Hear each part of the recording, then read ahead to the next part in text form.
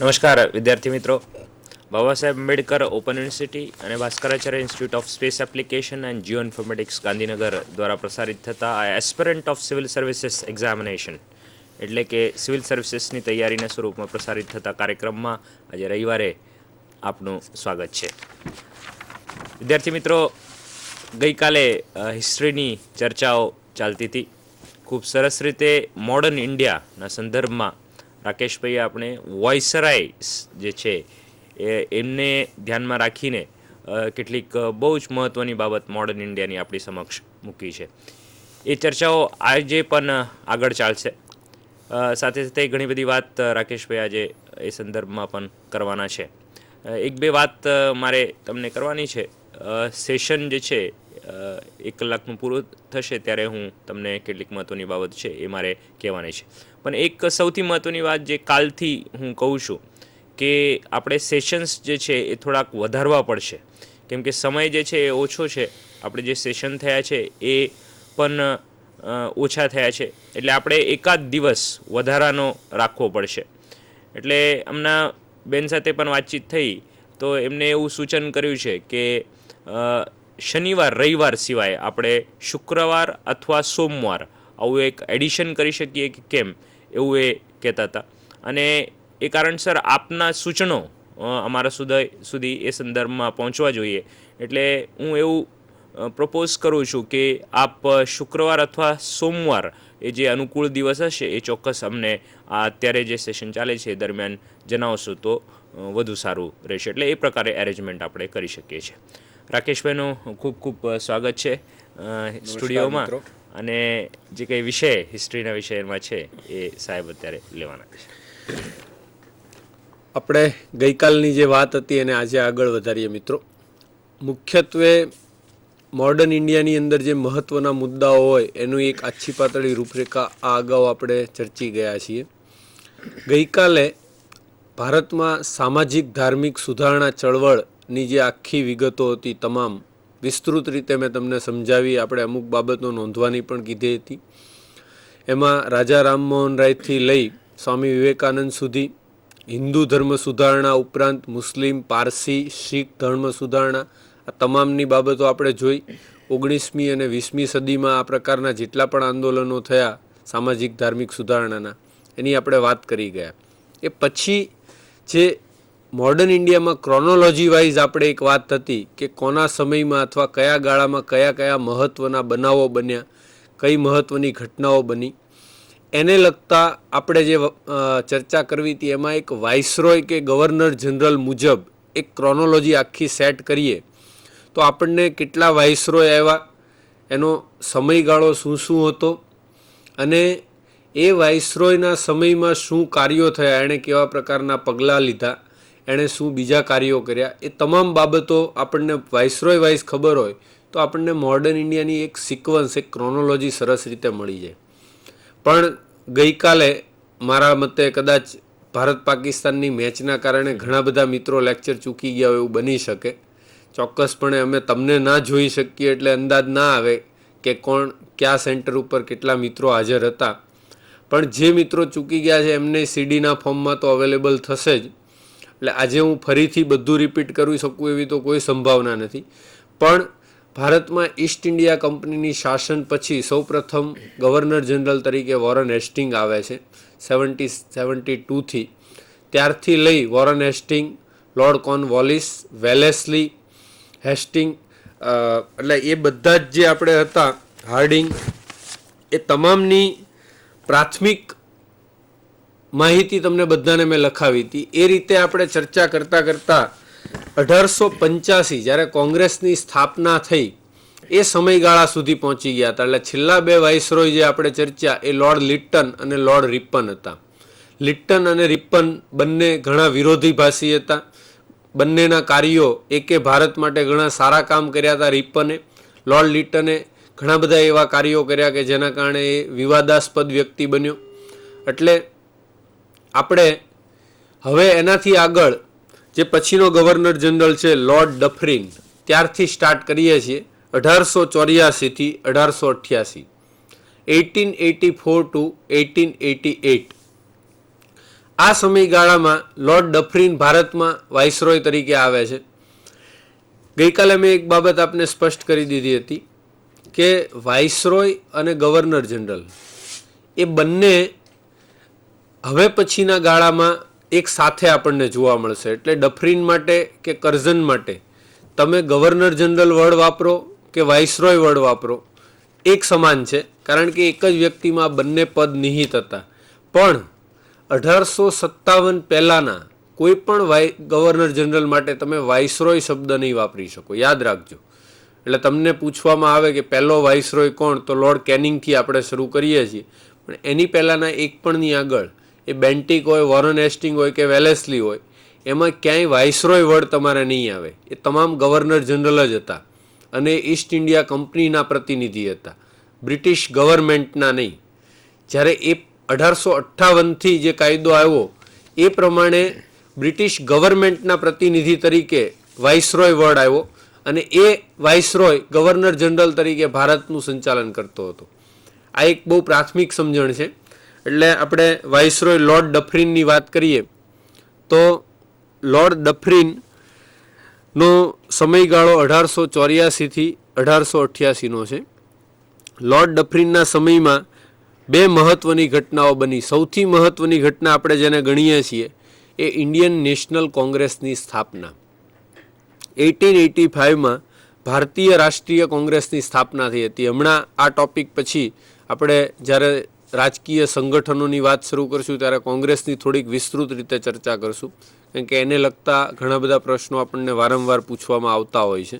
એટલે તમારા માટે એ રીતે ઘણો મહત્વનો ટોપિક છે જ ઓલરેડી. 1885માં ઇન્ડિયન નેશનલ કોંગ્રેસની સ્થાપના થઈ. એના સ્થાપક તરીકે મહત્વની ભૂમિકા એક રિટાયર્ડ બ્રિટિશ ઓફિસર A.O. હ્યુમે ભજવી હતી. એટલે આપણને A.O. હ્યુમનું નામ પણ પૂછવામાં આવે છે. પણ A.O. હ્યુમ પોતે ક્યારેય કોંગ્રેસના પ્રેસિડેન્ટ બન્યા નહોતા. એમણે કોંગ્રેસના સચિવ તરીકે, સેક્રેટરી તરીકે અનેક વર્ષો સુધી સેવા આપી હતી, પણ પ્રેસિડેન્ટ તરીકે ક્યારેય કોંગ્રેસમાં આગળ આવ્યા ન હતા. પહેલા પ્રેસિડેન્ટ કોંગ્રેસના W.C. બેનર્જી હતા, વ્યોમેશચંદ્ર બેનર્જી. એટલે કોંગ્રેસની ચર્ચામાં આપણે આ બધી જ બાબતો જોઈશું. અત્યારે હું અહીંયા આજે વાઇસરોય વાઝ પ્રમાણે જે વાત કરતો જઉં છું. જે મિત્રોને ઈચ્છા હોય ને શક્ય હોય તો થોડુંક નોંધતા રહેજો, અને જરૂર લાગે કે ભાઈ હું થોડો વધારે ઝડપથી જઉં છું તો જણાવજો, તો આપણે એ પ્રમાણે થોડુંક સ્લો કરશું. મૂળ હેતુ એ છે કે ઓછા સમયમાં હવે લગભગ સિલેબસ પૂરો કરવો છે, એટલે મારે મેઇન હાઇલાઇટ્સ આપને મોડર્ન ઇન્ડિયામાં ઘણી બધી છે એટલે જણાવવી જરૂરી છે. બીજી જે ઘટના લોર્ડ ડફરીનના સમયની છે એ 1885માં થર્ડ એંગ્લો બર્મીઝ વોર, બ્રિટિશરો અને બર્મા વચ્ચે ત્રીજું યુદ્ધ થયું હતું અને એમાં બ્રિટિશરોએ લગભગ મોટાભાગના બર્મા ઉપર કાબુ મેળવી લીધો હતો. લોર્ડ ડફરીન પછી લોર્ડ લેન્સડાઉન ગવર્નર જનરલ તરીકે આવે છે. એનો સમયગાળો 1888થી 1894 સુધીનો છે, 1888થી 1894. એના સમયની મુખ્ય ઘટનામાં 1891નો સેકન્ડ ફેક્ટરી એક્ટ, બીજો કારખાના અધિનિયમ. આપણે લાસ્ટ સેશનમાં ગઈકાલે વાત કરી ગયા કે પહેલો કારખાના અધિનિયમ 1881માં લોર્ડ રિપનના સમયમાં આવ્યો હતો. બીજો કારખાના અધિનિયમ સેકન્ડ ફેક્ટરી એક્ટ લેન્સડાઉનના સમયમાં આવેલો હતો. એની ઉપરાંત બીજો મહત્વનો જે એક કાયદો આવ્યો એ 1892નો કાઉન્સિલ ઓફ ઇન્ડિયા એક્ટ, ભારતીય પરિષદ અધિનિયમ. આ ભારતીય પરિષદ અધિનિયમ દ્વારા પહેલીવાર ભારતીયોને ઇનડાયરેક્ટ રીતે કાઉન્સિલમાં પ્રતિનિધિત્વ આપવાની વાત થઈ હતી. સીધી ચૂંટણી દ્વારા નહીં, પણ નિમણૂકો દ્વારા ઇનડાયરેક્ટ રીતે, અપ્રત્યક્ષ રીતે ભારતીયો બ્રિટિશ ભારતની અંદર જે કાઉન્સિલ હતી વહીવટ માટેની, એ કાઉન્સિલમાં ભારતીયોની નિમણૂક થઈ શકે એવી જોગવાઈ પહેલીવાર આ કાયદામાં આવી. એટલા માટે આ કાયદાનું ઘણું મહત્ત્વ છે. એટલે આપણે એક અલગથી જે એડમિનિસ્ટ્રેટિવ રિફોર્મના પાર્ટ તરીકે, કોન્સ્ટિટ્યુશનલ રિફોર્મના પાર્ટ તરીકે જે કાયદાઓ બ્રિટિશરો લાવ્યા હતા એની પ્રાથમિક વિગતો જોઈશું, ત્યારે એમાં થોડું વધારે વાત કરીશું. એ ઉપરાંત જે મહત્ત્વની ઘટના છે એ એના સમયગાળા દરમિયાન અફઘાનિસ્તાન અને બ્રિટિશ ભારત વચ્ચે એક સરહદ નક્કી કરાઈ અને એની માટે ડુરાન્ડ કમિશનની નિમણૂક થઈ હતી. આપણામાંથી ઘણા મિત્રોને ખબર છે કે આજે અફઘાનિસ્તાન પાકિસ્તાન બોર્ડરને કયા નામથી ઓળખવામાં આવે છે? ડુરાન્ડ લાઇન તરીકે. બરાબર. જે રીતે ભારત પાકિસ્તાન બોર્ડર છે એ રેડક્લિફ લાઇન કહેવાય છે, કારણ કે એ માટે જે કમિશન નિમાયું હતું સરહદ નક્કી કરવા, એના ચેરમેન સર રેડક્લિફ હતા, એટલે એના નામ ઉપરથી એ રેડક્લિફ લાઇન તરીકે ઓળખાય. એવી જ રીતે આ સમયગાળામાં 1893ની વાત છે આ, ત્યારે અફઘાનિસ્તાન અને બ્રિટિશ ભારત વચ્ચે જે લડાઈઓ વિવાદો ચાલતા હતા એ સરહદ નક્કી કરવા માટે ડુરાન્ડ કમિશનની નિમણૂક થઈ હતી. અને ડુરાન્ડ કમિશને જે ભલામણ કરી એના આધારે જે સરહદ નક્કી થઈ એ ડુરાન્ડ રેખા, ડુરાન્ડ લાઇન તરીકે આજની તારીખે પાકિસ્તાન અફઘાનિસ્તાન બોર્ડર તરીકે અસ્તિત્વ ધરાવે છે. એના પછી જે વાઇસરોય આવે છે લોર્ડ એલ્જિન સેકન્ડ. લોર્ડ એલ્જિન સેકન્ડનો સમયગાળો હતો 1894 ટુ 1899, 1894થી 1899. લોર્ડ એલ્જિન સેકન્ડ, એના સમયમાં સૌથી ભયાનક એવો એક દુકાળ પડ્યો હતો 1896-97માં. 1896-97માં અતિ ભયાનક દુકાળ આ સમયગાળામાં પડ્યો હતો, અને એની તપાસ માટે, એ દુકાળમાં રાહતના પગલાં ભરવા માટે, ફેમાઇન રિલીફ માટે એણે લીલી કમિશનની નિમણૂક કરી હતી. આ જે લીલી કમિશન છે એને લગતા પ્રશ્નો અત્યાર સુધીમાં લગભગ 2-3 વાર પૂછાઈ ગયા છે. મેં તમને ગઈકાલે બહુ સરસ રીતે ઉદાહરણ સાથે કીધું હતું. આપણે લાસ્ટ યરનું ઇન્ડિયન હિસ્ટ્રીનું પેપર પણ ચર્ચ્યું હતું, એમાં પૂછાયેલા પ્રશ્નોની વાત કરી હતી. એટલે એ પ્રમાણે જે ડેપ્થમાં ક્વેશ્ચન પૂછવાની યુપીએસસીની જે આવડત છે એ આ પ્રકારના પ્રશ્નોમાં સૌથી વધારે જોવા મળે. આવા કમિશન જે ઝીણા નાના બાબતોને લગતા નિમાયા હોય એને લગતું ટેબલ મેચિંગ લગભગ ઇનવેરિયેબલી દરેક વર્ષે જોવા મળે છે. એટલે આ તમારે ખાસ યાદ રાખવાનું. લીલી કમિશનની નિમણૂક લોર્ડ એલ્જિનના સમયમાં થઈ હતી 1896-97માં. એના પછીની બીજી એના સમયની મહત્ત્વની ઘટના છે એ 1897માં પૂનામાં ચાપેકર બંધુઓ દ્વારા 2 અંગ્રેજ અધિકારીઓની હત્યા થઈ હતી. પ્લેગ અધિકારી તરીકે પૂનામાં કાર્યરત અંગ્રેજ અધિકારીઓએ એટલો બધો ત્રાસ પબ્લિક ઉપર ગુજાર્યો હતો, એના કારણે અલ્ટિમેટલી ચાપેકર બંધુઓએ એની હત્યા કરી દીધી હતી બંનેની. આ સમયગાળાની આ એવી પહેલી મોટી ક્રાંતિકારી ઘટના હતી કે જેમાં કોઈ અંગ્રેજ અધિકારીઓની હત્યા કરવામાં આવી હોય. આની પહેલાં કોઈ અંગ્રેજોને મારી નાખતું હોય એ પ્રકારની ક્રાંતિકારી ચળવળ જોવા નહોતી મળી. એની શરૂઆત ચાપેકર બંધુઓએ કરી. પછી એ પરંપરા આ સમયગાળાથી શરૂ થઈ એ વીડી સાવરકરથી છેક ભગતસિંહ સુધી આપણને બહુ મોટા પ્રમાણમાં જોવા મળી. અને એમાં ક્રાંતિકારી વિચારો, ક્રાંતિકારી પદ્ધતિથી એ લોકોએ મોટું આંદોલન ચલાવ્યું ને એનું પણ આપણા સ્વતંત્રતા સંગ્રામમાં એક વિશેષ મહત્ત્વ છે. કોઈ એક આંદોલન દ્વારા કે કોઈ એક વ્યક્તિ દ્વારા જ ભારતને આઝાદી મળી એવું માનવું ભૂલ ભરેલું છે. ઘણા બધા લોકોએ, લાખો લોકોએ સંગઠિત થઈ અને જે ભોગ આપી અને પ્રયાસ કર્યો એનાથી દેશને આઝાદી મળી હતી. અને એમાં ક્રાંતિકારી આંદોલનનું પણ પોતાનું વિશેષ મહત્ત્વ છે. આપણને એને લગતા પ્રશ્નો પણ વારંવાર પૂછવામાં આવે છે. એના પછીની જે બીજી મહત્ત્વની ઘટના એના સમયગાળાની હતી એ 1899માં 1899માં સંથાલ વિદ્રોહ થયો હતો, જે મુંડા વિદ્રોહ તરીકે પણ ફેમસ છે, જેનું નેતૃત્વ બિરસા મુંડાએ કર્યું હતું. 1899નો મુંડા વિદ્રોહ ખૂબ જ જાણીતો છે. એટલે એ આદિવાસી વિદ્રોહની જ્યારે તમે તૈયારી કરતા હો ત્યારે એમાં આ વસ્તુ ખાસ જોઈ લેવી. બહુ નાની ઉંમરનો એક આદિવાસી યુવાન હતો બિરસા મુંડા, એણે આ વિદ્રોહનું નેતૃત્વ કર્યું હતું. અને અલ્ટિમેટલી એ એટલો બધો પોપ્યુલર, એટલો બધો લોકપ્રિય બની ગયો કે એને ભગવાનનો દરજ્જો આપવામાં આવ્યો હતો. આજની તારીખે પણ ઝારખંડ સરકાર, બિહાર સરકાર બિરસા મુંડાના નામથી એવોર્ડો આપે છે. એટલું ખ્યાતનામ વ્યક્તિત્વ છે એનું. એના પછી જે વાઇસરોયની આપણે વાત કરીએ, કદાચ ભારતીય શાસન દરમિયાન, બ્રિટિશરોના શાસન દરમિયાન સૌથી વધુ વિવાદાસ્પદ કોઈ નામ થયું હોય કે સૌથી વધુ જે નામ ભારતના લોકોને યાદ રહી ગયું હોય એ લોર્ડ કર્ઝન. પછીનો સમય 1899થી 1905 સુધીનો લોર્ડ કર્ઝનનો છે. લોર્ડ કર્ઝન ભારત વિશે કે ઈસ્ટ એશિયા વિશે ખૂબ જ સારી માહિતી ધરાવનાર વ્યક્તિ હતો. લશ્કરમાં ખૂબ ઊંચા હોદ્દા ઉપર એણે કામ કરેલું હતું અને નોલેજેબલ માણસ હતો. પણ ફરીથી આપણે જે અગાઉ વાત કરી લોર્ડ ડેલહાઉસીની, વેલેસ્લીની કે લિટનની, કે જે બ્રિટિશ સામ્રાજ્યવાદના પ્રતીક હતા, એ લોકો હંમેશા એવું ઈચ્છતા હતા કે બ્રિટિશનો સૂરજ ક્યારેય ન આથમે અને જ્યાં પણ બ્રિટિશ શાસન હોય ત્યાં એને વધુમાં વધુ મજબૂત કરવું, એની વિરુદ્ધની તમામ ચળવળોને તોડી પાડવી. લોર્ડ કર્ઝનનું એક કોટેશન બહુ જાણીતું છે કે ભારતના મારા કાર્યકાળ દરમિયાન મારી એક તમન્ના છે કે હું કોંગ્રેસને શાંતિપૂર્ણ રીતે મરતી જોઉં. કોંગ્રેસનું પતન મારી હાજરીમાં મારા સમય દરમિયાન થાય, એનું શાંતિપૂર્ણ મરણ થાય એવી મારી તમન્ના છે. આવું એક કોટેશન લોર્ડ કર્ઝને કીધેલું હતું. એટલે ઘણીવાર આવા કોટેશન બેઝ ક્વેશ્ચન પણ આપણને પૂછવામાં આવતા હોય છે.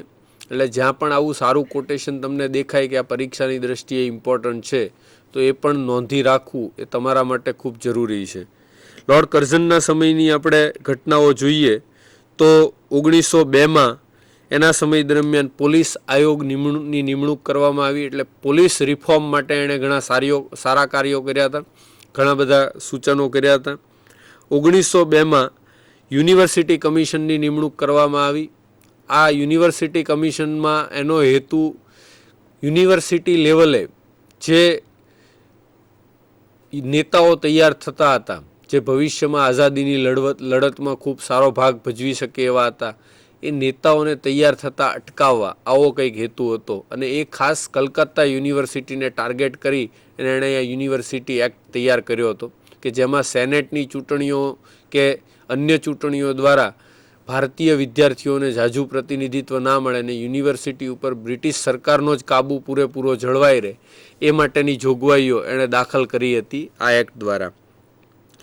એટલે યુનિવર્સિટી કમિશનની નિમણૂક અને 1904માં યુનિવર્સિટી એક્ટ એણે પસાર કરી દીધો હતો અને એમાં આ બધી જોગવાઈઓ એણે લાગુ કરી દીધી હતી.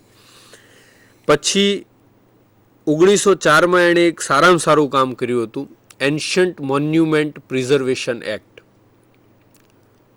લોર્ડ કર્ઝન જ્યારે મૃત્યુ પામ્યો ત્યારે એણે એના અંગત મિત્રને, જે ત્યારે એની સાથે હતો એના મૃત્યુ સમયે, એક દિલ ખોલીને એક નાની એવી વાત કરી હતી કે મેં ભારતમાં ઘણા બધા એવા કાર્યો કર્યા છે કે લોકો મને ધિક્કારે, પણ મેં એક કામ એવું કર્યું છે કે હું એવી આશા રાખું છું કે ભારતના લોકો ભવિષ્યમાં મને મારા એ કાર્ય માટે હંમેશા યાદ રાખે. અને હકીકતમાં એ કાર્ય માટે આજે આપણે લોર્ડ કર્ઝનને સલામ કરવી જોઈએ. ભારતના જે પ્રાચીન સ્મારકો હતા એ પ્રાચીન સ્મારકોને બચાવવા માટે, એને જાળવવા માટે પહેલી વાર કોઈ વાઇસરોએ પ્રયત્ન કર્યો હતો. બાકી સ્થિતિ એવી થતી હતી કે સારા સારા સ્મારકોની દિવાલો, ઈંટો, બધી અંદરની સામગ્રી લોકો તોડીને પોતાના ઘરે લઈ જતા હતા. ઘણા સારા સ્મારકો આના કારણે નામશેષ થઈ ગયા કે નાશ પામ્યા છે.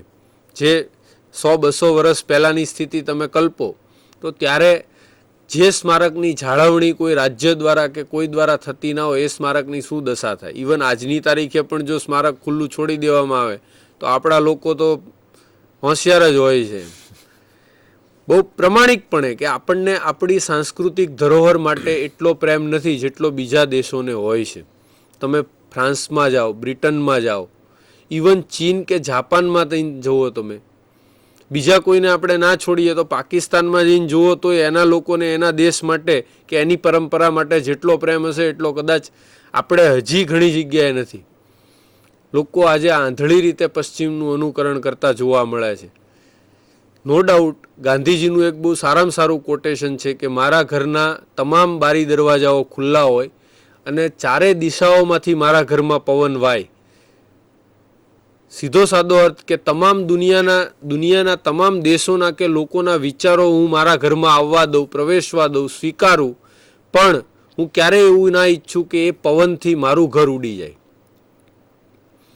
એ વિચારો તમને પોતાને તમારી સંસ્કૃતિથી, તમારા મૂળથી દૂર લઈ જાય એવી કોઈ દિવસ ઘટના બનવી ના જોઈએ. એટલે લોર્ડ કર્ઝનનું આ એક જે કાર્ય છે એ કદાચ સૌથી સારામાં સારું હતું એન્શન્ટ મોન્યુમેન્ટ પ્રિઝર્વેશન એક્ટ, જે એણે 1904માં પસાર કર્યો હતો. અને એના દ્વારા ભારતમાં પ્રાચીન સ્મારકોની જાળવણી કરવાની જવાબદારી સરકારે સ્વીકારી અને એની માટેની પદ્ધતિસરની કાર્યવાહી શરૂ થઈ. આ બધા ઉપરાંત એના સમયમાં એણે બીજું એક તિબેટ ઉપર હુમલો કર્યો હતો, પણ એનું બહુ મોટું ભૂલ સાબિત થઈ હતી ને એમાં અનેક બ્રિટિશ અધિકારીઓ સૈનિકો મૃત્યુ પામ્યા હતા. એનું તિબેટ અભિયાન પણ ખૂબ જાણીતું છે અને એમાં એને નિષ્ફળતા પ્રાપ્ત થઈ હતી. પણ સૌથી વિવાદાસ્પદ બાબત લોર્ડ કર્ઝનની, કે જેની માટે ભારતના લોકો જ્યારે પણ ઇતિહાસ ભણે કે સામાન્ય વાત કરે તો એને યાદ કરતા હોય છે, બંગાળના ભાગલા. લોર્ડ કર્ઝન આવે એટલે બંગાળના ભાગલા એની સાથે આવે. 1905માં લોર્ડ કર્ઝને બંગાળને 2 ભાગમાં વહેંચ્યું હતું. એનું કારણ એણે એડમિનિસ્ટ્રેટિવ આપ્યું હતું કે બંગાળ પ્રાંત એ બ્રિટિશરનો તમામ પ્રાંતમાં સૌથી મોટો પ્રાંત હતો અને બંગાળ પ્રાંતનો વિસ્તાર એટલો મોટો હોવાના કારણે એને વહીવટી રીતે સંભાળવો મુશ્કેલ બને છે. એટલે એનું વહીવટી વિકેન્દ્રીકરણ કરીને એને 2 ભાગમાં વહેંચીએ છીએ. સાચો હેતુ એ હતો કે એ સમયમાં બંગાળમાં આઝાદી સ્વતંત્રતા માટેની ચળવળ, ક્રાંતિકારી ચળવળ ખૂબ પૂરજોશમાં ચાલી રહી હતી અને એ ચળવળમાં હિન્દુ મુસ્લિમ બંને ખભે ખભા મિલાવી એક સાથે લડત આપતા હતા. બ્રિટિશરોની જે ભાગલા પાડો અને રાજ કરોની નીતિ હતી એની શરૂઆત આ કર્ઝનની વિચારસરણીથી લગભગ થતી ગઈ અને એમાં પહેલું કામ એણે એ કર્યું કે બંગાળને કોમ્યુનલ લાઇન ઉપર ડિવાઈડ કર્યું. જ્યાં મુસ્લિમ વસ્તી વધારે હતી એવું પૂર્વ બંગાળ બનાવ્યું અને હિન્દુ વસ્તી વધારે હતી એવું પશ્ચિમ બંગાળ બનાવ્યું. આજે આપણે સૌ જાણીએ છીએ એમ કે પૂર્વ બંગાળ એ બાંગ્લાદેશનો હિસ્સો છે, પશ્ચિમ બંગાળ ભારતનું એક રાજ્ય છે. આ પાયો એણે ત્યારે નાખ્યો હતો. નો ડાઉટ ત્યારે હિન્દુ મુસ્લિમ એકતા એટલી બધી સારી હતી કે બધાએ ભેગા મળીને લડત આપી એટલે અંતે બંગાળના ભાગલા રદ કરવા પડ્યા હતા. 1911માં બ્રિટિશરોએ બંગાળના ભાગલા રદ કર્યા હતા, જે 1905માં કર્ઝને કર્યા. પણ આઝાદી સમયે ફરીથી એ જ બંગાળના ભાગલા પડ્યા અને એ જ રીતે પડ્યા જે રીતે કર્ઝને કલ્પના કરી હતી. આપણે એવું કહીએ છીએ કે ઇતિહાસ રિપીટ નથી થતો, પણ જો માણસ ઇતિહાસમાંથી બોધપાઠ ના લે તો ઇતિહાસ પણ રિપીટ થાય છે અને એ એટલો ખરાબ રીતે થાય છે કે માણસ જાતનું ધનોત્પનોત નીકળી જાય. એટલે આ સારામાં સારો બોધપાઠ હતો. પણ કદાચ આઝાદી સમયની સિચ્યુએશન, એ સમયની જે આખી પરિસ્થિતિ હતી એવી વિચિત્ર હતી કે એની માટે કોમેન્ટ કરવી એ કદાચ મારી લાયકાત નથી, એટલે આપણે એની ચર્ચા નહીં કરીએ. પણ કર્ઝનનું આ એક કાર્ય આ હેતુથી હતું કે હિન્દુ મુસ્લિમને આંતરિક રીતે એક ના રાખવા, એને ડિવાઈડ કરી દેવા અને એ રીતે બંગાળને 2 ભાગમાં વહેંચી દેવું. આ હેતુથી એણે બંગાળના ભાગલા પાડ્યા હતા. અને એ બંગાળના ભાગલાના વિરોધમાં કોંગ્રેસ દ્વારા બંગાળના નેતાઓ દ્વારા રવિન્દ્રનાથ ટાગોર સહિત જે પહેલું મોટા પ્રમાણમાં કહેવાય એવું લોક આંદોલન, બંગભંગની ચળવળ, બંગભંગની લડત, એ પહેલું આકાર લીધું. એ પહેલાં એ પ્રકારનું માસ ઇન્વોલ્વમેન્ટ વાળું, લોકો મોટા પ્રમાણમાં જેમાં સામેલ થતા હોય એવું કોઈ આંદોલન ભારતમાં થયું નહોતું. બંગભંગની ચળવળ પહેલાં એ પહેલું મોટું આંદોલન હતું. લોર્ડ કર્ઝન પછી આપણે વાત કરીએ તો Lord Minto second. Lord Minto સેકન્ડનો ટાઈમ પીરિયડ છે 1905થી 1910. 1905થી 10 સુધી લોર્ડ મિન્ટો સેકન્ડ વાઇસરોય તરીકે ભારતમાં આવ્યો હતો. એના સમયમાં મેં કીધું એમ સૌથી મોટામાં મોટી જે ઘટના હતી એ આ જ હતી, બંગભંગની ચળવળ. અને એ ચળવળના ભાગરૂપે સ્વદેશી અને બોયકોટના નારા. આપણે બંગભંગની ચળવળ વખતે એની થોડી વધારે વાત કરશું, અત્યારે ખાલી આ ઘટના તરીકે આપણે એને નોંધ લઈ લઈએ. બીજી એના સમયની મહત્વની ઘટના હતી એ 1906માં મુસ્લિમ લીગની સ્થાપના. આ એક નાનું એવું બીજ જે મિન્ટોએ રોપ્યું હતું, એ બીજ 1947 સુધીમાં એવું વટવૃક્ષ બન્યું કે એણે ભારતના 2 ભાગ પાડી દીધા. એક નાની એવી ઘટના. જ્યારે મુસ્લિમ લીગની સ્થાપના થઈ ત્યારે મુસ્લિમ લીગનું એવું કોઈ વિશેષ અસ્તિત્વ નહોતું, એનો વિશેષ જનાધાર નહોતો. ઇવન મુસ્લિમ કોમ્યુનિટીમાં પણ એનું કોઈ એવું એસેપ્ટન્સ નહોતું. શરૂઆતના તબક્કે મુસ્લિમ લીગ પ્રમાણમાં નાની એવી અને ઓછી સક્રિય એવી સંસ્થા તરીકે ઘણા વર્ષો સુધી રહી. 1930 પછી મોહમ્મદ અલી જીણા, ઇકબાલ સાહેબ, એ બધા જ્યારે એમાં ઇન્વોલ્વ થયા અને જે એક આખી કોમ્યુનલ થિયરી ડેવલપ થઈ એ પછી એનું મહત્ત્વ મોટા પ્રમાણમાં વધ્યું. પણ 1906માં જ્યારે મુસ્લિમ લીગ સ્થપાઈ ઢાકાના નવાબના એના દ્વારા, ત્યારે આગા ખાન અને ઢાકાના નવાબ, ત્યારે મુસ્લિમ લીગ એવી કોઈ મોટી સંસ્થા કે એવા કોઈ મોટા નેતાઓ જ એમાં નહોતા કે જેના કારણે એવું કહેવાય કે સમગ્ર મુસ્લિમ કોમ્યુનિટીનું પ્રતિનિધિત્વ કરે. એની કરતાં અનેક ગણા મોટા નેતાઓ અને સારા સારા નેતાઓ કોંગ્રેસના સભ્ય હતા. ઇવન મોહમ્મદ અલી ઝીણા ખુદ કોંગ્રેસના સભ્ય હતા એ સમયગાળામાં. એટલે આ મુસ્લિમ લીગની જે સ્થાપના થઈ એમાં મિન્ટોએ વ્યક્તિગત રસ દાખ્યો હતો. આજે ડિવાઈડ એન્ડ રૂલની પોલિસીના ભાગરૂપે મિન્ટોએ અને બ્રિટિશરોએ પોતે અંગત રસ લઈ અને મુસ્લિમ લીગની સ્થાપના કરાવી હતી.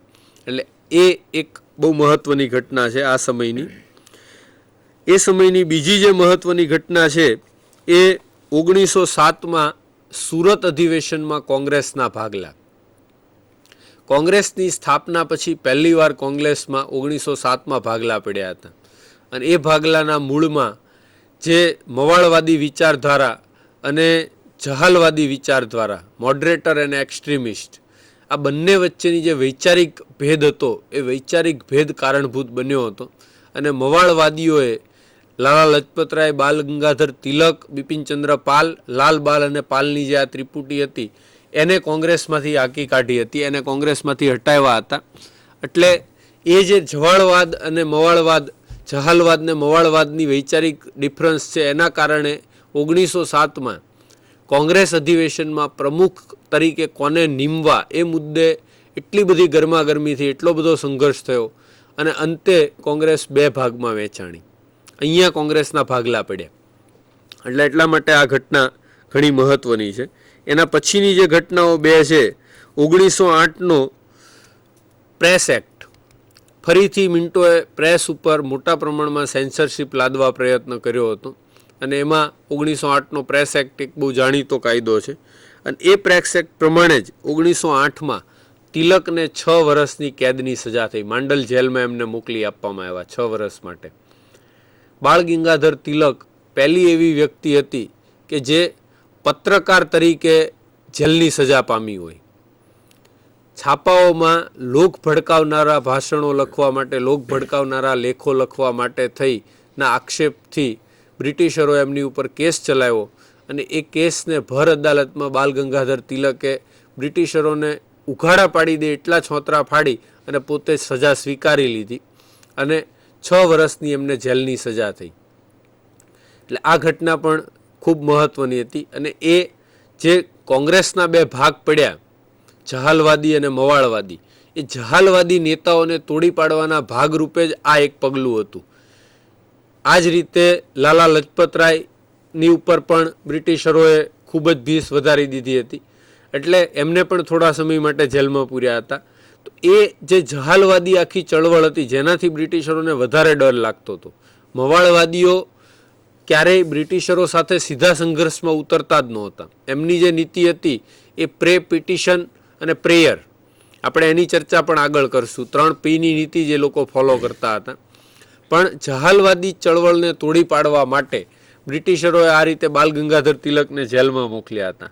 સાથે એક બહુ નાની એવી ફેક્ટ છે, યાદ રાખજો. બાલ ગંગાધર તિલકે ગીતા રહસ્ય નામનું પુસ્તક આ જેલ કાળ દરમિયાન લખ્યું હતું. આ ક્વેશ્ચન યુપીએસસીમાં પૂછાયેલો છે, મેઇન્સ એક્ઝામમાં પણ પૂછાયો છે. ગીતા રહસ્યના લેખક કોણ છે? એટલે ગીતા ઉપર સારામાં સારું જે ટીકાત્મક પુસ્તક છે, વિવેચનાત્મક પુસ્તક છે, એ ગીતા રહસ્ય ગણાય છે. અને આજની તારીખે હજી ગીતાની જે સારા સારા અમુક પેલા વિવેચનો છે એમાં આનું બહુ સારામાં સારું સ્થાન છે, તિલકે લખેલા ગીતા રહસ્યનું.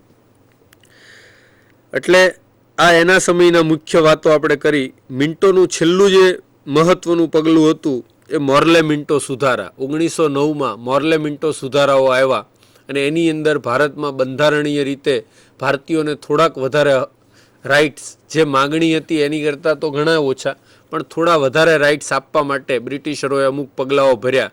જેમાં ભારતીયો પ્રથમવાર સીધી ચૂંટણી દ્વારા કાઉન્સિલમાં પ્રવેશી શકે એવી જોગવાઈ આવી.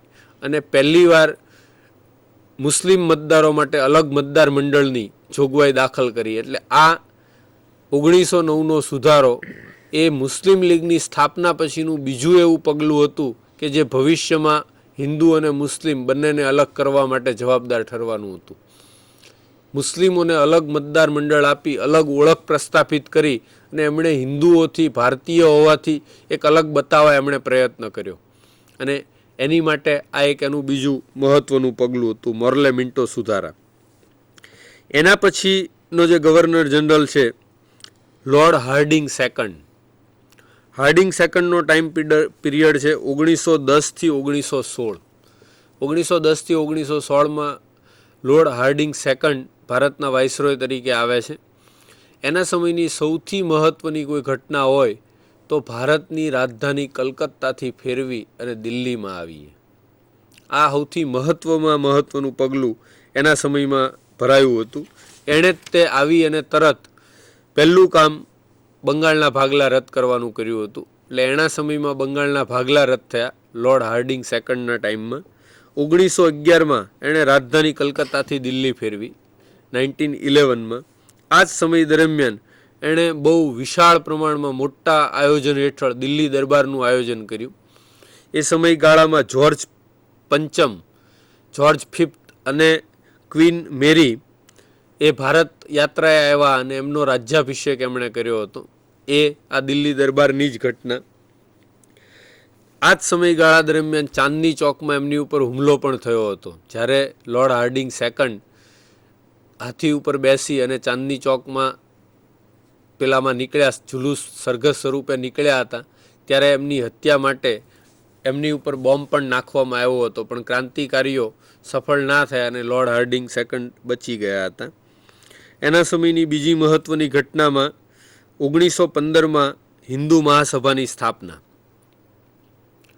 મદન મોહન માલવીયાજી દ્વારા હિન્દુ મહાસભાની સ્થાપના 1915માં કરવામાં આવી હતી. 1915માં જ બીજી અતિ મહત્ત્વની ઘટના તરીકે આપણે જોઈએ તો મહાત્મા ગાંધીનું ભારત આગમન. 1915માં દક્ષિણ આફ્રિકા છોડી અને ગાંધીજી કાયમ માટે ભારતમાં આવ્યા.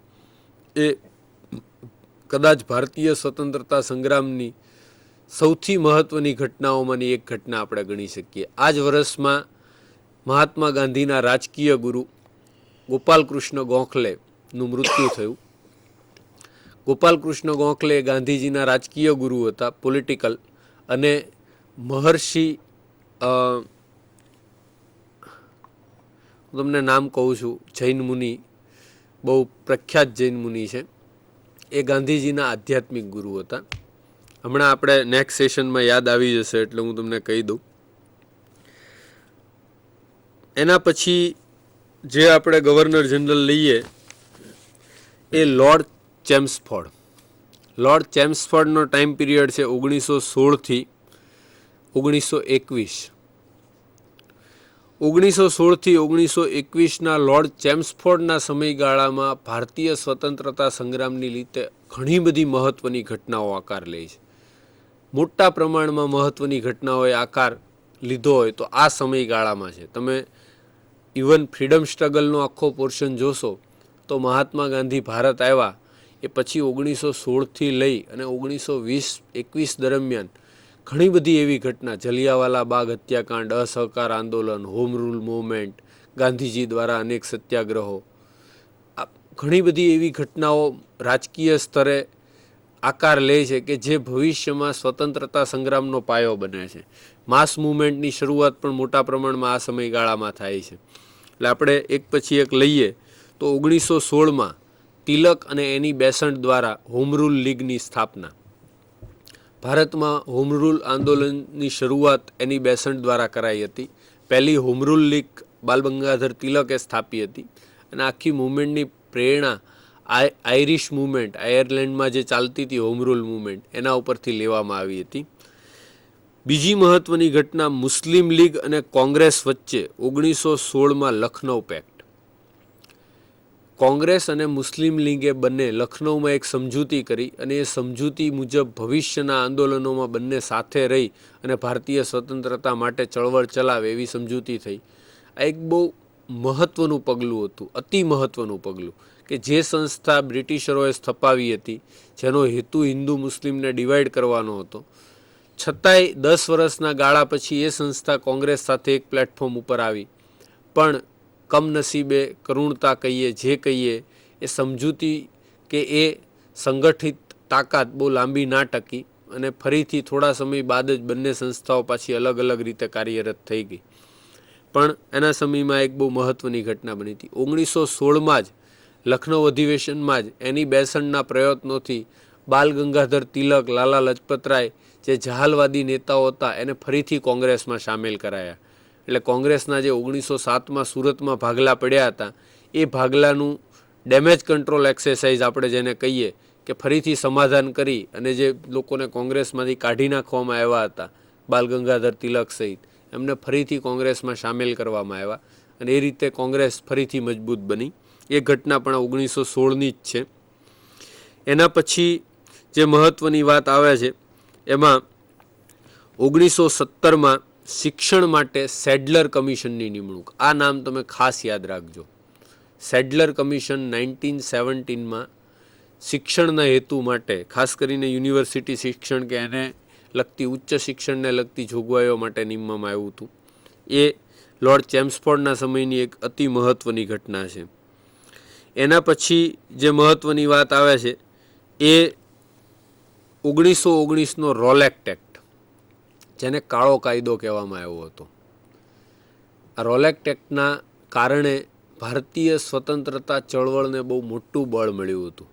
નો ડાઉટ એના કારણે ઘણા બધા લોકો, નિર્દોષ લોકોને ઘણી સજાઓ થઈ, જલિયાવાલા બાગ જેવી મોટી ઘટના બની, પણ એ ઘટનાએ આખા રાષ્ટ્રને ઝંઝોડી નાખ્યું. અને એટલા માટે રોલેક્ટ એક્ટ, જે કાળો કાયદો એણે લાગુ કર્યો હતો, એનો મુખ્ય હેતુ એવો હતો કે રાષ્ટ્ર વિરોધી પ્રવૃત્તિ કરતી કોઈ પણ વ્યક્તિને કોઈ પણ કારણ આપ્યા વગર પકડી શકાય અને એની ઉપર કોઈ પણ ટ્રાયલ ચલાવ્યા વગર એને જેલમાં રાખી શકાય. એટલે હ્યુમન રાઇટ્સ વાયોલેશન ટોટલ, તમારા કોઈ હક જ નહીં, કારણ કે કોર્ટમાં કેસ ચાલે નહીં, કારણ આપ્યા વગર ધરપકડ થઈ શકે. આ પ્રકારની જે સાવ ખરાબ કહેવાય, લોકોને કચડી પાડવા, તોડી પાડવા માટેની જે જોગવાઈઓ કહેવાય, એવી જોગવાઈ રોલેક્ટ એક્ટમાં લાગુ કરવામાં આવી હતી. અને એના વિરોધમાં જ જે સમગ્ર ભારતમાં મોટું આંદોલન થયું, એ આંદોલનના ભાગરૂપે જલિયાવાલામાં જે એક સભા ભરાઈ હતી, એમાં જનરલ ડાયરે જે ગોળીબાર કરાવી અને હત્યાકાંડ સર્જ્યો, એ વિશ્વ સ્તરે જે ખરાબમાં ખરાબ હત્યાકાંડો ગણાય છે એમાંનો એક આપણે કહીએ છીએ. એટલે એ ઘટનાના મૂળ અહીંયા છે રોલેક્ટ એક્ટમાં. રોલેક્ટ એક્ટ પછી બીજી જે મહત્વનો સુધારો એના સમયમાં આવ્યો એ 1919નો મોન્ટેગ્યુ ચેમ્સફોર્ડ સુધારો. મોન્ટેગ્યુ ચેમ્સફોર્ડ સુધારો જે હતો એ બંધારણીય સુધારો હતો. એમાં ઘણી બધી નવી જોગવાઈઓ આવી, ઘણી બધી પ્રાંતીય સ્તરે થોડુંક ઓટોનોમી આપવાનો પ્રયત્ન કરાયો, ડાયરકી લાગુ થઈ, કાઉન્સિલના ચૂંટણીઓ માટેના નિયમો ઘણા બધા વિસ્તૃત કરાયા. એ આપણે જ્યારે એક્ટની વાત કરશું અલગ અલગ, ત્યારે એમાં આપણે થોડીક વધારે વાત કરશું એના વિશે. એના પછી જે બીજી મહત્વની ઘટનાઓ હતી એમાં 1919માં એપ્રિલમાં જલિયાવાલા બાગ હત્યાકાંડ થયો. 1919માં ખિલાફત આંદોલન શરૂ થયું. એ એના સમયની એક બીજી મોટી ઘટના હતી.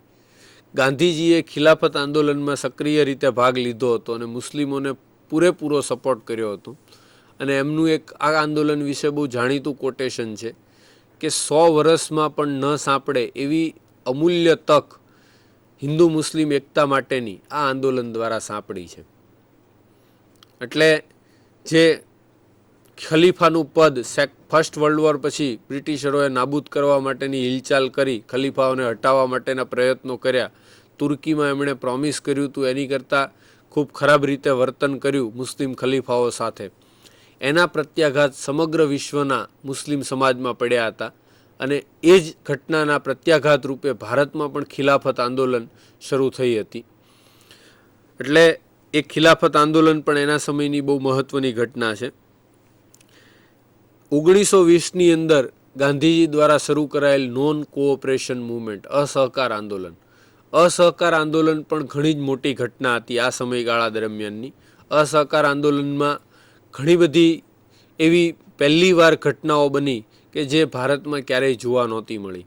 બ્રિટિશ ઉપાધિઓ ખિતાબો પાછા આપી દેવા, બ્રિટિશ સરકારની નોકરી છોડી દેવી, સરકારને અસહકાર કરવો દરેક બાબતમાં, ખાદીનો પ્રચાર પ્રસાર, દલિતોના ઉદ્ધાર માટેના અનેક કાર્યક્રમો, ઘણી બધી બાબતો એવી હતી કે જે પહેલી વાર રાષ્ટ્રીય આંદોલનમાં જોવા મળતી હતી. આપણે અસહકારની વાત કરશું ત્યારે એને થોડુંક વિસ્તૃત રીતે જોઈશું.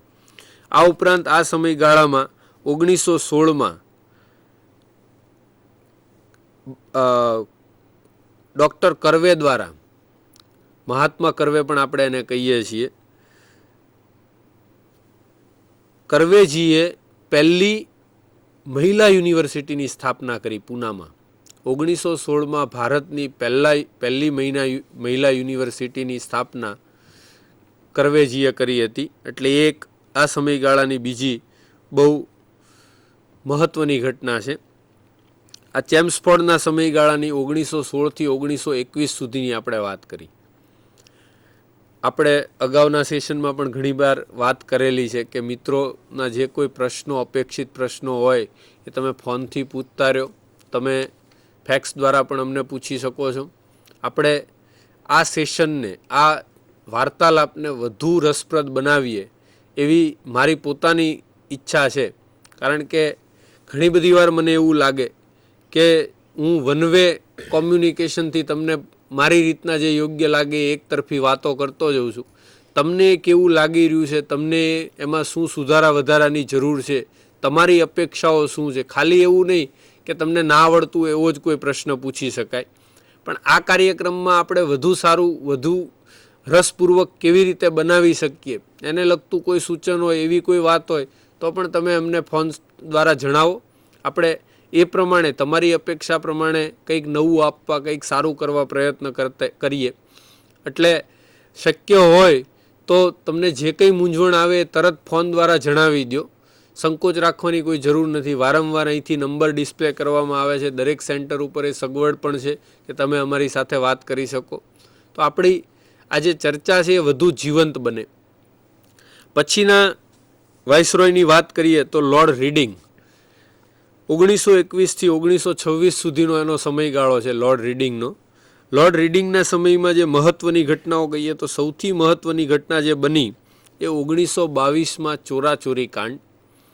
એક ચોરાચોરી નામના ઉત્તર પ્રદેશના ગામમાં ગામ લોકો દ્વારા હિંસક પ્રવૃત્તિ કરી અને પોલીસોને પોલીસ ચોકીમાં પૂરી અને સળગાવી મારવામાં આવ્યા. એ ઘટનાના રાષ્ટ્રીય સ્તરે એટલા બધા પ્રત્યાઘાત પડ્યા, મુખ્યત્વે ગાંધીજીમાં, કે ગાંધીજી જે અહિંસાના પૂજારી હતા, અહિંસક રીતે લડત ચલાવવામાં માનતા હતા, આ ઘટનાથી આઘાત પામી અને એમણે અસહકારનું આંદોલન મુલતવી રાખ્યું, પાછું ખેંચ્યું. એટલે જે આ ઘટના છે એ ભારતીય ઇતિહાસની અતિ મહત્ત્વની ઘટના ગણવામાં આવે છે, ચોરાચોરી કાંડ, જેના કારણે અસહકાર આંદોલન મોકૂફ રાખવામાં આવ્યું હતું. એના પછી એના સમયમાં 1921-22માં કેરળમાં મોપલા નામની જનજાતિએ વિદ્રોહ કર્યો હતો, જે મોપલા વિદ્રોહ તરીકે ખૂબ જાણીતું છે. ત્યાં મોપલા જે જાતિ છે એ મુખ્યત્વે મુસ્લિમ આદિવાસી જાતિ ગણાતી હતી અને એ લોકો ખેત મજૂર તરીકે કાર્યરત હતા. અને કેરલાની અંદર નાંબુદ્રીપાદ બ્રાહ્મણો મોટાભાગે જમીનદાર વર્ગ તરીકે કાર્યરત હતા. એ બંને વચ્ચેના સંઘર્ષમાં આ વિદ્રોહ થયો હતો, જેને પાછળથી અમુક લોકોએ સાંપ્રદાયિક સ્વરૂપ આપવા પ્રયત્ન કર્યો હતો, પણ વાસ્તવિક રીતે આ ખેડૂત સંઘર્ષ હતો. એને સાંપ્રદાયિકતા સાથે બહુ જાજી લેવા દેવા જ નહોતી. ખેત મજૂરો અને ખેત માલિકો વચ્ચેની લડત હતી. એ પછીની એના સમયની જે મહત્ત્વની ઘટના છે એ 1923માં સ્વરાજ દળની સ્થાપના. CR દાસ અને મોતીલાલ નહેરુ દ્વારા કોંગ્રેસની અંદર રહીને સ્વરાજ દળની, સ્વરાજ પાર્ટીની સ્થાપના કરવામાં આવી હતી. એટલે જેનો હેતુ ચૂંટણીઓ લડી અને કાઉન્સિલમાં પ્રવેશ મેળવવાનો હતો. અસહકાર આંદોલન પછી કોંગ્રેસની અંદર જે નિરાશા વ્યાપી હતી, જે અસંતોષ હતો, એના ભાગરૂપે અમુક નેતાઓએ ચૂંટણી લડી 1919ના બંધારણીય સુધારા પ્રમાણે જે જોગવાઈઓ આવી હતી એ પ્રમાણે ચૂંટણી લડી અને કાઉન્સિલમાં પ્રવેશ મેળવવો એવું નક્કી કર્યું અને એ માટે એણે સ્વરાજ દળ નામનો પક્ષ સ્થાપ્યો હતો, જેમાં મુખ્ય નેતાઓ ચિત્તરંજન દાસ, CR દાસ અને મોતીલાલ નહેરુ હતા. એના પછીની મહત્ત્વની ઘટનામાં 1923માં ઇંગ્લેન્ડની સાથે પહેલીવાર ભારતમાં સિવિલ સર્વિસીસ એક્ઝામ લેવાની શરૂઆત થઈ. આપણે બધા સિવિલ સર્વિસીસની મહેનત કરીએ છીએ એટલે જ્યારે સિવિલ સર્વિસીસ વર્ડ આવે ત્યારે થોડાક આપણે સેન્સિટિવ બની જઈએ. અંગત રીતે મને પોતાને હજી એ વસ્તુ જ્યારે પણ આવે ત્યારે એમ થાય કે આ આપણી કેડરની વાત આવી એમ. 1923 પહેલાં સિવિલ સર્વિસીસ એક્ઝામ ફક્ત લંડનમાં જ લેવાતી, બ્રિટનને કન્ડક્ટ કરતું અને એને આપવા માટે તમારે ઇંગ્લેન્ડ જવું પડતું. ઇંગ્લેન્ડ જઈ અને પરીક્ષા પાસ કરવી પડતી. એટલે આગળ જે મેં તમને ગઈકાલે નામ કીધા હતા, સત્યેન્દ્રનાથ ટાગોરથી લઈ અને SN બેનર્જી, સુભાષચંદ્ર બોઝ સુધીની આપણે વાત કરી હતી, એ તમામ લંડન ગયા હતા બ્રિટન જઈ અને ત્યાં એમણે પરીક્ષા પાસ કરી હતી. પણ 1923થી પહેલીવાર બ્રિટનમાં અને ભારતમાં સાઇમલ્ટેનિયસલી સિવિલ સર્વિસીસની એક્ઝામ લેવાય એવી જોગવાઈ દાખલ થઈ. આ પણ એક બહુ મહત્ત્વની બાબત હતી. એના સમયગાળામાં બીજી બે મહત્ત્વની ઘટનાઓમાં 1925માં રાષ્ટ્રીય સ્વયંસેવક સંઘની સ્થાપના, જેનું શોર્ટ ફોર્મ આપણે RSSના નામથી જાણીએ છીએ. ખૂબ જ જાણીતી અને પ્રતિષ્ઠિત સંસ્થા છે. RSSની સ્થાપના નાગપુર ખાતે 1925માં પહેલીવાર થઈ હતી. એટલે એ રીતે પણ એના સમયમાં એક મોટી ઘટના હતી. બીજી મોટી ઘટના એના સમયની 1925નો કાકોરી ટ્રેન લૂંટકાંડ. ભગતસિંહ, ચંદ્રશેખર આઝાદ, રામપ્રસાદ બિસ્મિલ, આ તમામ ક્રાંતિકારી યુવાનોએ ભેગા થઈ અને એક અતિ મહત્વાકાંક્ષી મોટી યોજના પાર પાડી. બ્રિટિશરોનો ખજાનો લઈ જતી ટ્રેનને કાકોરી સ્ટેશન આગળ લૂંટી અને તમામ ખજાનો લૂંટી અને એમાંથી હથિયારો લઈને ક્રાંતિકારી ચળવળ આગળ ધપાવવી, એવા એક આયોજન સાથે એમણે કાકોરી ટ્રેન લૂંટ ચલાવી હતી, જે ઇતિહાસમાં ખૂબ જ પ્રસિદ્ધ છે. એના પછી એની ટ્રાયલ પણ ચાલી. રામપ્રસાદ બિસ્મિલને એમને ફાંસી પણ થઈ. એટલે આ કાકોરી ટ્રેન લૂંટકાંડ એ ક્રાંતિકારી ચળવળમાં એક ખૂબ મોટી ઘટના ગણવામાં આવે છે. અને લોર્ડ રીડિંગ વિશે એક છેલ્લી ઇન્ફોર્મેશન જે સામાન્ય રીતે બહુ ઓછી તમને મળે. એકમાત્ર એવો વાઇસરોય હતો જે પોતે યહૂદી હતો.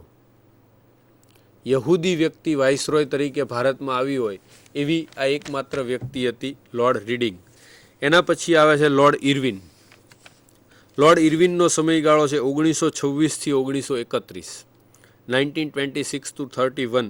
એના સમયમાં પણ ઘણી બધી મહત્ત્વની ઘટનાઓ બને છે, જેમાં સૌથી પહેલી મહત્ત્વની ઘટના છે સાયમન કમિશનની નિમણૂક. આપણે સ્વતંત્રતા ચળવળની જ્યારે આખી ફ્લોની વાત કરશું ત્યારે એમાં હું તમને વધુ વિસ્તૃત રીતે કહીશ સાયમન કમિશનની. સાયમન કમિશનની નિમણૂક 1927માં થઈ. 28માં સાયમન કમિશન ભારત પ્રવાસે આવ્યું એનો રિપોર્ટ તૈયાર કરવા. 1928માં અખિલ ભારતીય યુવા કોંગ્રેસની સ્થાપના થઈ. જવાહરલાલ નહેરુ અને સુભાષચંદ્ર બોઝના પ્રયત્નોથી ઓલ ઇન્ડિયા યુથ કોંગ્રેસની સ્થાપના 1928માં થઈ હતી.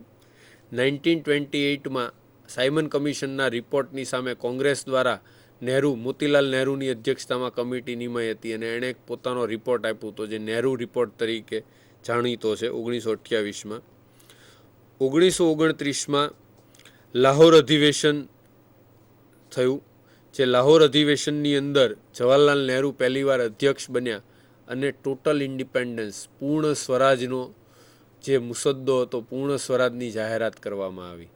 રાવી તટે કસમ ખાઈ અને ભારતની સ્વતંત્રતાની લડતનો હવે એકમાત્ર અંતિમ હેતુ સંપૂર્ણ આઝાદી છે એવું પહેલીવાર 1929ના લાહોર અધિવેશનમાં સ્વીકારાયું. 1930માં ગાંધીજી દ્વારા સવિનય કાનૂન ભંગની લડત શરૂ કરવામાં આવી, સિવિલ ડિસઓબિડિયન્સ મોમેન્ટ, જેની શરૂઆત આપણે અમદાવાદમાં સાબરમતી આશ્રમથી દાંડીકૂચ દ્વારા થઈ હતી.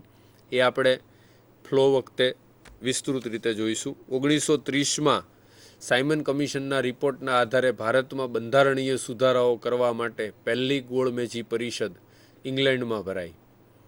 આ ગોળમેજી પરિષદમાં કોંગ્રેસના કોઈ નેતાએ ભાગ નહોતો લીધો, પણ 3 રાઉન્ડ ટેબલ કોન્ફરન્સ બહુ જાણીતી છે, 30, 31 અને 32ની. એમાં ફર્સ્ટ રાઉન્ડ ટેબલ કોન્ફરન્સ એ 1930માં ભરાઈ હતી. 1931માં સેકન્ડ રાઉન્ડ ટેબલ કોન્ફરન્સમાં કોંગ્રેસ ભાગ લઈ શકે એ માટે થઈ અને લોર્ડ ઇરવિને સવિનય કાનૂન ભંગની લડત સામે થોડું નમતું જોખી અને ગાંધીજી અને ઇરવિન વચ્ચે એક સમજૂતી થઈ જે ગાંધી ઇરવિન પેક્ટ તરીકે જાણીતી છે. એ 1931 માર્ચમાં થઈ. 1931 માર્ચમાં તે એક અતિ કરુણ ઘટના બની. ભગતસિંહ, સુખદેવ અને રાજગુરુને ફાંસી આપવામાં આવી. એટલે એના સમયગાળામાં આ બધી મહત્ત્વની કહેવાય એવી વિવિધ ઘટનાઓએ આકાર લીધો હતો લોર્ડ ઇરવિનના સમયમાં. એના પછીનો જે વાઇસરોય આવે છે એ લોર્ડ વિલિંગડન. લોર્ડ વિલિંગડનનો સમયગાળો છે 1931થી 1936. વિલિંગડનના સમયગાળામાં ગાંધીજી બીજી ગોળમેજી પરિષદમાં ભાગ લેવા માટે ઇંગ્લેન્ડ ગયા. એ ખૂબ જાણીતી ઘટના છે. એની પાછળની એક બહુ સરસ કવિતા મને અત્યારે અચાનક યાદ આવી. ગાંધીજી જ્યારે મુંબઈથી સ્ટીમરમાં બેસી અને ઇંગ્લેન્ડ જતા હતા સેકન્ડ ગોળમેજી પરિષદમાં ભાગ લેવા માટે, સેકન્ડ રાઉન્ડ ટેબલ કોન્ફરન્સમાં ભાગ લેવા માટે, ત્યારે ઘણી બધી બાબતો સ્પષ્ટ હતી. 99% ગાંધીજી પણ જાણતા હતા કે આમાં બહુ મોટી સફળતા મળે એવું નથી, કારણ કે બ્રિટિશરો ભારતને સંપૂર્ણ આઝાદી આપે એવી 1931માં કોઈ ચિહ્નો કે કોઈ લક્ષણો દેખાતા ન હતા. અને કોંગ્રેસ પોતાનો હેતુ સંપૂર્ણ આઝાદી જાહેર કરી ચૂકી હતી. ત્યારે જ્યારે સ્ટીમરમાં બેસતા હતા ત્યારે આપણા ગુજરાતના ગૌરવવંતા કવિ અને ખમતીધર લેખક ઝવેરચંદ મેઘાણીએ એમની માટે એક કાવ્ય લખ્યું હતું, અતિ સુંદર કાવ્ય. છેલ્લો કટોરો ઝેરનો પી જજો બાપુ, સાગર પીનારા અંજલિ નવ ઢોળજો બાપુ. એ કવિતા એટલી બધી પ્રખ્યાત થઈ, એટલી બધી પ્રસિદ્ધિ પામી અને એ કવિતાથી પ્રભાવિત થઈ અને ગાંધીજીએ ઝવેરચંદ મેઘાણીને રાષ્ટ્રીય શાયરનું બિરુદ આપ્યું હતું. એટલે આપણા માટે પણ એ ઘણી ગૌરવની બાબત છે. ઝવેરચંદ મેઘાણીનું કાઠિયાવાડી અને સૌરાષ્ટ્રની ભાષાઓમાં લેખન માટે તો બહુ જ મોટું નામ છે. ઇવન પત્રકારત્વમાં પણ ફૂલછાપમાં એમણે કામ કરી અને જે નવા સિદ્ધાંતો આપ્યા હતા એ પત્રકારત જગતમાં પણ આજે જ એટલા જાણીતા છે. એટલે લોર્ડ વિલિંગડનના સમયની આ એક પહેલી ઘટના કે ગાંધીજી સેકન્ડ રાઉન્ડ ટેબલ કોન્ફરન્સમાં ભાગ લેવા ઇંગ્લેન્ડ ગયા. 1932માં સેકન્ડ રાઉન્ડ કોન્ફરન્સ ભરાઈ બ્રિટનમાં. 1932માં બ્રિટિશ વડાપ્રધાન દ્વારા કોમ્યુનલ એવોર્ડની જાહેરાત કરવામાં આવી. એટલી ડિક્લેરેશન જેને કહે છે. કોમ્યુનલ એવોર્ડમાં બ્રિટિશરોએ જે નીતિ હિન્દુ અને મુસ્લિમ વચ્ચે લાગુ કરી હતી, ભાગલા પાડોને રાજ કરોની, એ નીતિ દલિતો અને હિન્દુઓ વચ્ચે, સવર્ણો વચ્ચે લાગુ કરવા પ્રયત્ન કર્યો. દલિતોને અલગ મતદાર મંડળ આપી અને એમને હિન્દુઓથી અલગ કરવા માટેનું એક ષડયંત્ર કર્યું અને એ ષડયંત્રનો ગાંધીજીએ ભરપૂર વિરોધ કર્યો. એની માટે એ આમરણાંત ઉપવાસ ઉપર બેસી ગયા અને અંતે આંબેડકર અને ગાંધીજી વચ્ચે પૂના કરાર થયા 1932માં, જે પૂના કરાર તરીકે જાણીતા છે. ત્યારે ગાંધીજી પૂનાની જેલમાં હતા અને એ જેલમાં આંબેડકર અને ગાંધીજી વચ્ચે કરાર થયા અને એ કરાર મુજબ પછી બ્રિટિશરોએ જે કોમ્યુનલ એવોર્ડ જાહેર કર્યો હતો એ પાછો ખેંચવામાં આવ્યો અને ગાંધીજીએ અનામત જગ્યાઓ માટેની સ્વીકૃતિ આપી આંબેડકરજીને કે ભાઈ સાવ અલગ મતદાર મંડળ નહીં, મુસ્લિમની જેમ હિન્દુઓથી સાવ અલગ નહીં, પણ હિન્દુઓની સાથે જ અમુક જગ્યાઓ માટે અમુક સ્થળે અનામત રાખવામાં આવે સીટો ચૂંટણીમાં. એવી એક સમજૂતી આ કરાર દ્વારા કરવામાં આવી હતી. 1934માં કોંગ્રેસ સમાજવાદી દળની, કોંગ્રેસ સોશિયાલિસ્ટ પાર્ટીની સ્થાપના કરવામાં આવી. આચાર્ય નરેન્દ્ર દેવ અને એ બધા દ્વારા એમાં ખૂબ મોટો અરુણા આસફ અલી એના મુખ્ય નેતાઓ હતા. જયપ્રકાશ નારાયણ ખૂબ આગળ પડતો ભાગ ભજવ્યો હતો આની સ્થાપનામાં. એ જ રીતે 1936માં અખિલ ભારતીય કિસાન સભાની સ્થાપના કરવામાં આવી. અખિલ ભારતીય કિસાન સભા પણ કિસાન ચળવળમાં ખૂબ મહત્ત્વનું સ્થાન ધરાવે છે. એટલે આ બધી ઘટનાઓ લોર્ડ વિલિંગડનના સમયની છે. પછીનો આવે છે લોર્ડ લિનલિથગો. આપણે 5-7 મિનિટના બ્રેક પછી બાકીના જે 3-4 ગવર્નર જનરલ વાઇસરોય હવે રહ્યા છે એની ચર્ચા પૂરી કરશું અને એ પછી આગળ ઇન્ડિયન ફ્રીડમ સ્ટ્રગલની વાત શરૂ કરશું. આપણે 5 થી 7 મિનિટનો બ્રેક રાખીએ. આભાર મિત્રો. વિદ્યાર્થી મિત્રો, કેટલાક પ્રશ્નો પણ આવ્યા છે. રાજપીપળાથી એક બેનના પ્રશ્ન છે, દેસાઈ શેતલબેન. આપણે જે વિરામ છે એ વિરામ પછી એ પ્રશ્નનો ઉત્તર આપશું. કેટલીક વાતો પણ મારે કરવાની છે. વિરામ પછી આપણે ફરીથી મળીએ છીએ. આભાર મિત્રો. આભાર. સબ્જેક્ટ છે